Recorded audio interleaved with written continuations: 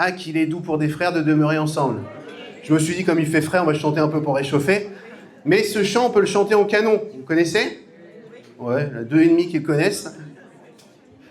Alors je vous propose qu'on puisse le chanter, ça va introduire le message que j'ai ce matin. Rassurez-vous, j'ai prévu, ça va être très court ce matin. Il y en a qui sont en train de suer, moi aussi j'ai chaud, rassurez-vous. Alors ce chant dit « Ah qu'il est doux pour des frères de demeurer ensemble. Ah qu'il est doux pour des frères de demeurer ensemble. Ah, qu'il est doux de demeurer ensemble. Ah, qu'il est doux de demeurer ensemble. » Donc c'est bon, vous le maîtrisez là. Alors on va compliquer les choses maintenant.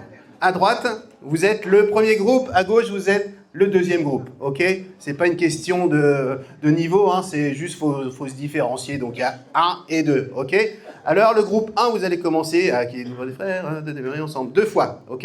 Et le groupe 2, une fois qu'ils l'ont chanté une fois, vous allez commencer la première fois. Ça va, c'est pas trop compliqué? À 40 degrés, allez, on y va. Ah, qu'il est doux pour des frères de demeurer ensemble. À vous. Ah, qu'il est doux pour des frères de demeurer ensemble. Attention, ah, qu'il est doux, vous continuez. Ah, qu'il est doux de demeurer ensemble. Le groupe 2, il faut forcer, hein. Ah, qu'il est doux de demeurer ensemble. Tous ensemble. Ah, qu'il est doux de demeurer ensemble. Ah, qu'il est doux de demeurer ensemble. Vous pouvez vous applaudir, bravo.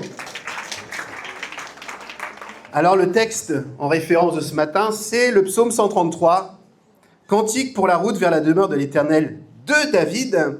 Oh quel plaisir c'est pour des frères et quel bonheur que d'être ensemble même quand il fait 40 degrés.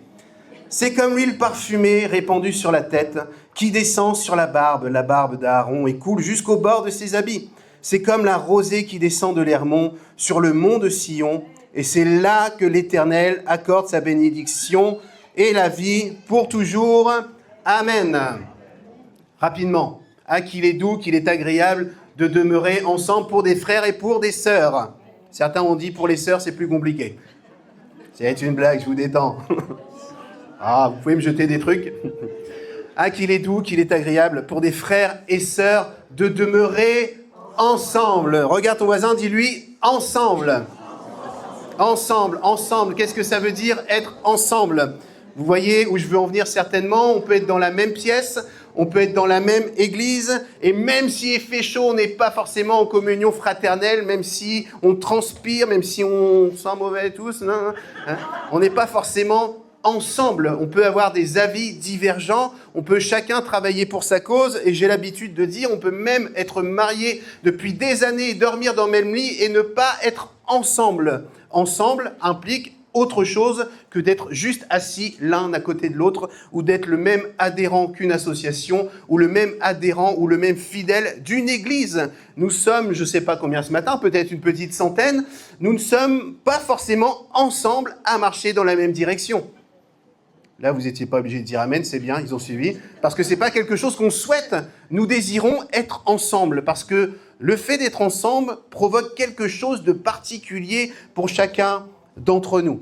Nous sommes des fois à l'église, je disais, depuis des années, normalement ensemble, où on travaille pour le même patron, comme disent certains, et puis on n'est pas forcément ensemble. Chacun est sur sa manière de vivre l'église, sa manière de voir l'église. Il y a des gens qui, dans les apparences, font semblant d'être ensemble, mais quand on les écoute parler, critiquer, démonter les uns et les autres et ce qui se fait à l'église, on ne peut pas imaginer un seul instant qu'ils étaient ensemble et qu'ils faisaient partie de la même paroisse. Voyez-vous, choisir d'appartenir à une église locale, c'est à un moment donné choisir que c'est dans cette église où je veux être ensemble avec les uns et les autres. C'est pour ça que le choix d'une paroisse, le choix d'une communauté, le choix d'une église locale est quelque chose d'important. Et j'ai envie de dire, une fois qu'on a choisi, c'est qu'on a fait le choix, qu'on a discerné qu'on pouvait aller ensemble, qu'on avait envie d'aller ensemble avec les uns et les autres. Être ensemble, d'une certaine manière, implique une forme de renoncement. Je parle de l'église locale, mais je pourrais aussi parler du couple, voyez-vous. Comme je disais, on peut être marié et pas forcément être ensemble. Il y a 1 an à peu près, je suis arrivé ici à Angers. Il faisait chaud de la même manière. Je me rappelle, on a déménagé. Quelques-uns d'entre vous sont venus m'aider à déménager. Sylvie, tu te souviens? On était au bout de notre vie. Voilà, on avait vraiment chaud, etc. Et le Seigneur a fait grâce que je puisse avoir un appartement vers la Roseraie, par là. Et puis, à l'époque, j'étais célibataire et j'ai aménagé mon appartement. Il était top. J'ai mis mes cadres préférés, des illustrations de versets bibliques avec, vous avez, si vous êtes déjà venu chez moi, vous allez comprendre, vous avez une brebis qui est prête à se faire manger par un loup, c'est l'illustration de la brebis perdue. Vous avez la femme samaritaine qui lâche son... Enfin voilà, plein d'illustrations comme ça. J'ai tous mes trophées de vélo, vous savez que j'aime le vélo, et puis j'ai fait une course peu de temps avant d'arriver ici. La limousine, si vous connaissez la limousine, enfin bref, puis je trouve que j'ai fait un bon résultat, et à la fin... Ils ont mis un espèce de diplôme, Julien Marié, catégorie, affinitant, etc. Évidemment, je l'ai encadré, je l'ai mis dans mon salon, quoi. Je trouvais que ça faisait bien, voilà.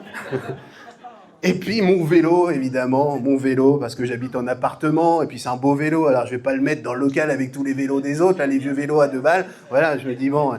Et en même temps, sur le balcon, des fois il fait froid, des fois il pleut, la poussière, je me dis, le pauvre vélo, je peux pas le laisser sur le balcon. Donc je l'ai un petit peu rentré dans mon salon et contre la fenêtre comme ça, mais il prend pas de place. Il me va bien et c'était génial. J'étais ensemble avec moi-même dans ma décoration, voyez-vous. Et puis il m'est arrivé quelque chose de formidable depuis le 16 juin. Oui, je dis pas de bêtises, oui. C'est que Madame mariée, Sarah, est arrivée dans ma vie et puis qu'au niveau de la déco, on n'a pas tous les mêmes goûts, on va dire. Voilà. C'est-à-dire que moi, j'étais bien en communion ensemble avec moi-même, jusqu'à l'arrivée où finalement, même si elle m'aime, tous mes tableaux que je trouvais géniaux, elle a dit, c'est quoi ces trucs-là? Bon, bref. Donc, au fur et à mesure, et c'est tout à fait normal, elle prend un peu plus d'espace, et même mon vélo. Et surtout le vélo. Elle dit, mais il faut... un vélo dans un salon, non mais Julien. Enfin bref. Voyez-vous, dans la chambre, mais j'ai proposé, parce qu'en plus, aujourd'hui, ils font des super supports qu'on peut mettre contre un mur, enfin bref. Pourquoi je vous raconte ma vie comme ça? C'est une illustration un peu humoristique, pour que vous moquiez un peu de moi. Pour vous dire que moi, avec cette femme-là, j'ai envie d'être ensemble avec elle. Parce que j'ai choisi de la marier, on a choisi de marcher ensemble, de construire notre vie ensemble. Et pour qu'on demeure ensemble, évidemment, c'est des choses qui sont complètement ridicules. Je m'en fous, moi, des cadres, hein, honnêtement. Et le vélo, moins, mais les cadres... Bon. Il y a moyen de négocier peut-être, mais c'est des choses qui ne sont pas importantes. Ce qui est important pour moi, c'est qu'on construise ensemble. Et si on veut demeurer ensemble, ça implique de ma part pour l'instant, elle viendra peut-être plus tard, mais à des compromis, à des renoncements, pour lui laisser de la place. Ainsi, être ensemble, ça nécessite de laisser à l'autre de la place. Il décore pas comme moi, il parle pas comme moi, il loue pas le Seigneur de la même manière que la mienne. Peut-être qu'il ne fait pas exactement les mêmes choses que moi j'ai l'habitude de faire depuis des années, mais parce que je vais être ensemble, parce que ça me semble juste, je veux renoncer peut-être à des choses qui ne sont pas importantes pour qu'on puisse demeurer ensemble. Alors Sarah et moi, c'est ce qu'on a choisi de faire depuis le 16 juin, et puis on va travailler sur ça, donc je prends sur... J'ai dit quoi? 16 mai, oh pardon. Oh. J'espère que Sarah n'a pas entendu, sinon... Depuis le 16 mai... Ah, c'est filmé, tu couperas.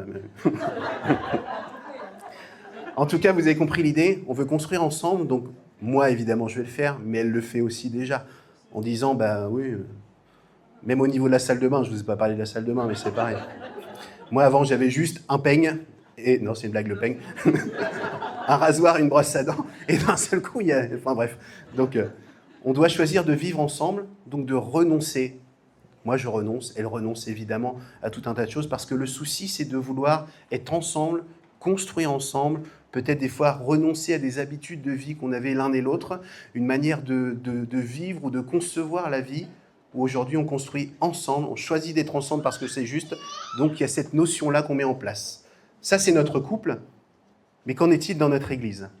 On est de différents horizons, on a une différente relation avec l'Église, une histoire différente avec l'Église. Moi, je suis un petit jeune qui vient d'arriver il y a 1 an, n'est-ce pas? Mais il y en a qui sont là depuis des années, et plusieurs décennies même. Ils ont des habitudes, ils ont des manières de fonctionner, qui sont des bonnes manières de fonctionner, et puis voilà qu'il y a des petits nouveaux comme moi ou d'autres qui arrivent en disant ouais, je suis pas en train de vous dire qu'il faut me laisser toute la place, c'est pas ça. Mais il faut chercher ce qui nous rassemble, et ce qui nous garde ensemble.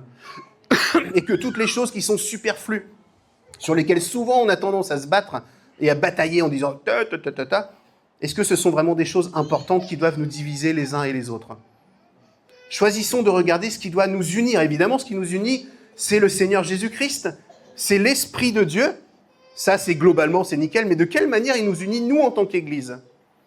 Sur quoi on est d'accord d'être ensemble? Sur la manière de vivre le culte, sur la manière d'agir dans tel ou tel domaine, en termes d'évangélisation, etc. Sur quoi on s'est mis d'accord ensemble? Parce que des fois, dans nos églises, ça arrive. Moi, je suis un jeune pasteur depuis 2011, ça commence à faire quand même. Mais j'ai vu des fois dans l'église des gens qui étaient là depuis des années, mais ils n'ont jamais été ensemble avec la vision de l'église, si je peux le dire comme ça. Tout ce qu'ils avaient à la bouche, c'était des critiques. Et ils cherchaient le moindre truc pour dire « ça va pas ». Et dès qu'on proposait quelque chose, ils étaient contre. Et finalement, dans les faits, ils n'étaient pas ensemble avec l'église. Ils avaient le droit de choisir une autre église, il n'y a pas de souci. Une église où ils se sentent bien. Mais leur seule motivation, c'était de démonter l'église et l'effort de collectivité pour vivre ensemble. Et je crois, je proclame avec foi qu'il n'y a personne parmi nous qui pense comme ça. Mais si jamais c'était le cas, il y a un problème assez significatif lorsqu'on est contre tout. Et finalement, la parole de Dieu nous dit à un moment donné, dans 1 Jean chapitre 2, versets 18 et 19, « Mes enfants, c'est la dernière heure. Vous avez appris qu'un antichrist doit venir. » Antichrist, je précise que personne n'ait des frissons dans le dos. L'antichrist, c'est celui qui ne reconnaît pas le Christ, Jésus comme le Christ, celui qui est oint, celui qui est accompli, qui a été choisi pour accomplir une mission. C'est ceux qui ne reconnaissent pas l'identité de Jésus dans cette fonction du Christ. Le Christ, ce n'est pas un nom de famille, c'est un qualificatif. C'est celui qui est oint, celui qui a été choisi pour faire telle et telle chose. Alors, il y a des antéchrists qui doivent venir.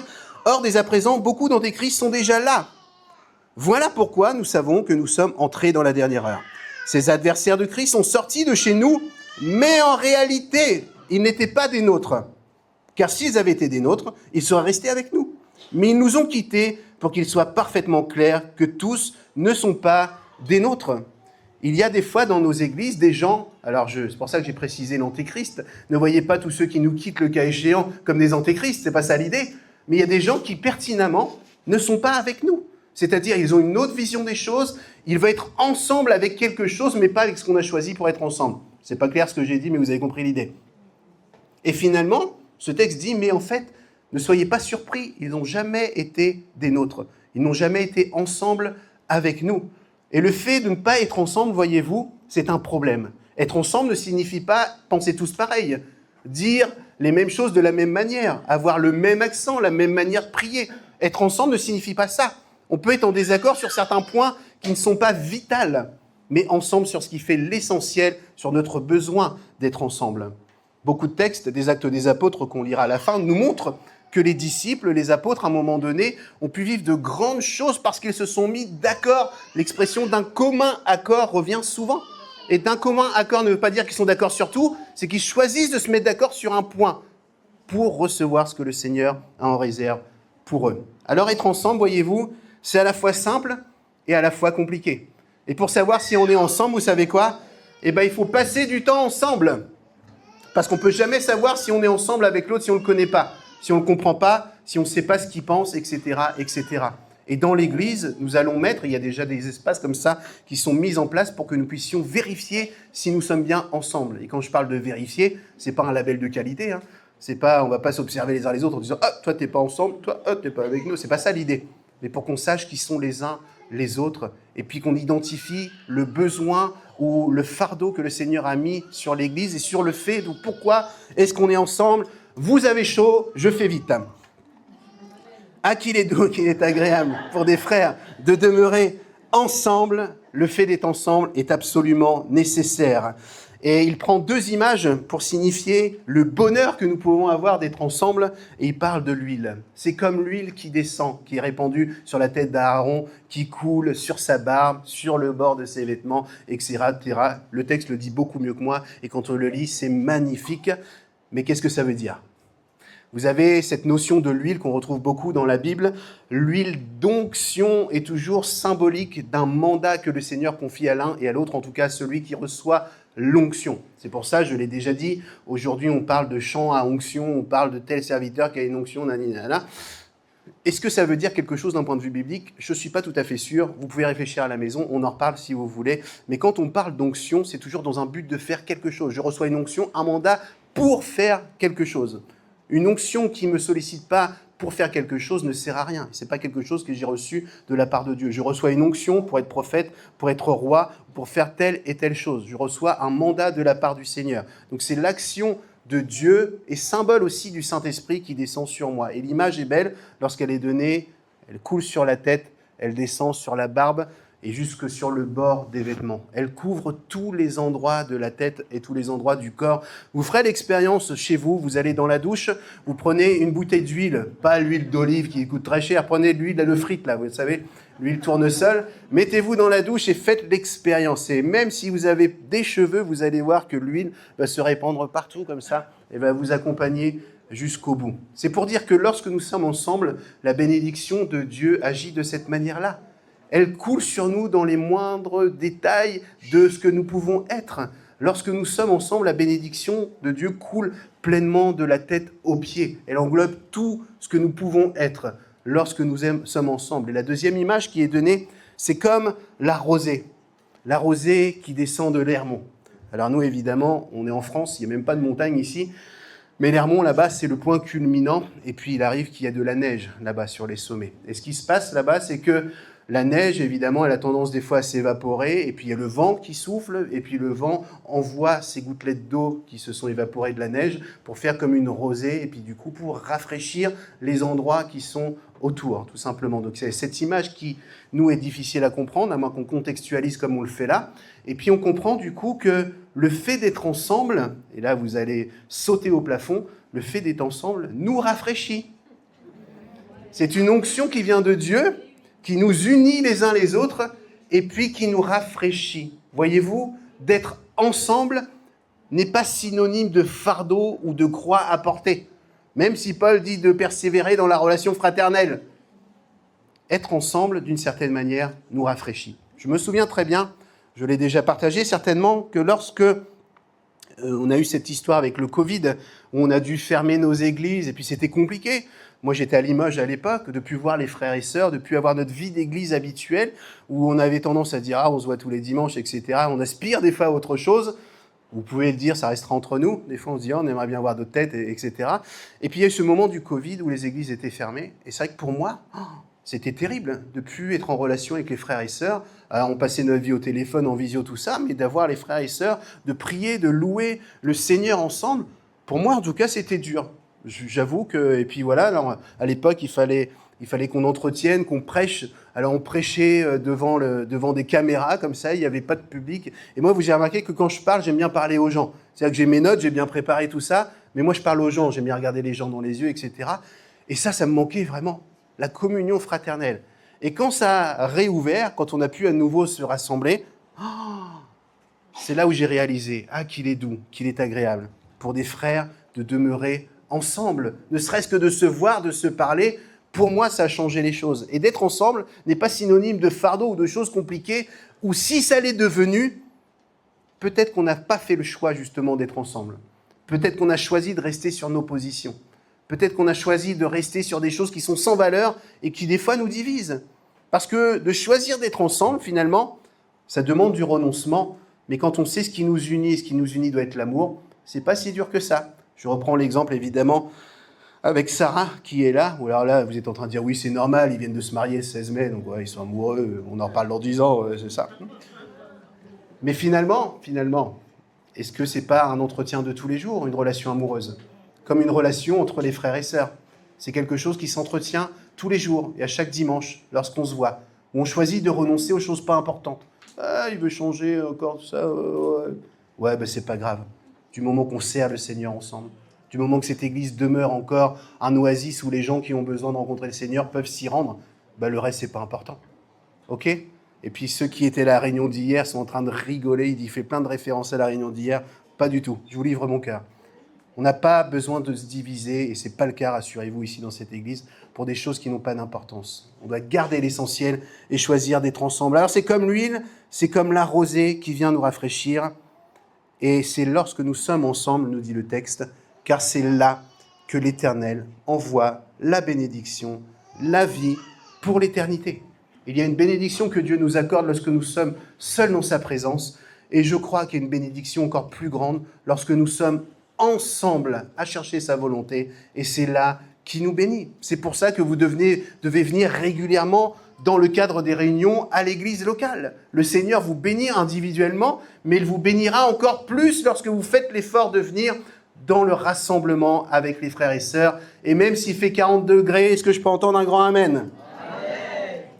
Qu'il est bon, qu'il est agréable, même s'il fait chaud, d'être ensemble ce matin. On se voit, on prend le repas du Seigneur ensemble, on écoute un excellent message du pasteur. Et on espère qu'il n'est pas trop long, il n'est que 11h20, dans 2 minutes, promis, j'ai fini. Et on va se réjouir ensemble dehors à boire un verre d'eau si jamais. Mais en tout cas, être ensemble permet d'une certaine manière une bénédiction particulière. Une bénédiction individuelle que je reçois dans ma relation avec le Seigneur, mais vous savez que lorsqu'on est nombreux ensemble, on peut aller plus loin. On peut faire plus de choses. Et il y a aussi cette notion-là. Acte 1, je disais tout à l'heure, dans cette expression d'un commun accord, le fait d'être ensemble, on la retrouve beaucoup dans l'église des Actes, l'église qui est naissante, l'église primitive. Ils avaient compris au moins ce principe-là, même s'il est fort probable qu'ils se cherchaient encore dans la manière de vivre l'Église, mais ils avaient compris la nécessité d'être ensemble, et pas un ensemble de façades, mais un ensemble de cœurs. Pas d'accord sur tout, mais au moins sur quelques principes pour pouvoir recevoir la bénédiction de Dieu. Et donc, Actes chapitre 1, versets 13 et 14, « Quand il fut arrivé, ils montèrent dans la chambre haute où ils se tenaient d'ordinaire. C'était Pierre, Jean, Jacques, André, Philippe, Thomas, Barthélemy, Matthieu, Jacques, fils d'Alphée, Simon le Zélote et Jude, fils de Jacques. Tous, d'un commun accord, persévéraient dans la prière, avec les femmes et Marie, mère de Jésus, et avec les frères de Jésus. » Je crois que si le texte prend le temps de nommer tous les protagonistes, il signifie qu'ils sont différents. Tous les protagonistes ont peut-être une manière de penser différente, peut-être une manière de dire ou de vivre les choses différentes. Et il les énumère de cette manière-là, il dit « Mais tous, d'un commun accord, avaient choisi d'être ensemble pour prier, pour intercéder. » C'est ça, être ensemble.